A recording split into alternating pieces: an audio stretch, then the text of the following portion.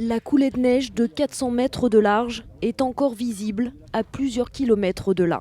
On voit à l'œil nu, on voit très clairement la rupture de pente qui a eu lieu à la côte 2635 mètres d'altitude et qui a emporté les militaires environ 100 mètres dessous.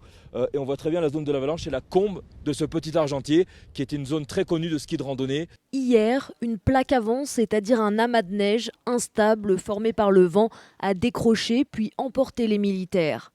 L'enquête a pour le moment été confiée au parquet d'Albertville, mais il est probable qu'elle bascule ensuite vers le parquet de Lyon en charge des enquêtes militaires.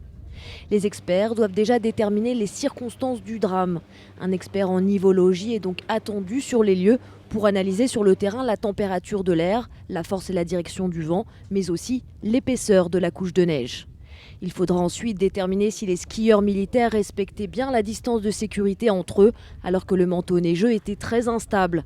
Les spécialistes se posent en effet la question étant donné le nombre important de personnes emportées. Les militaires en exercice étaient en fin de parcours vers 2500 mètres d'altitude au moment où l'avalanche s'est déclenchée. Ils faisaient partie d'une unité aguerrie à ce type de terrain montagneux et neigeux. Tous étaient détenteurs d'un brevet d'alpiniste et de skieur.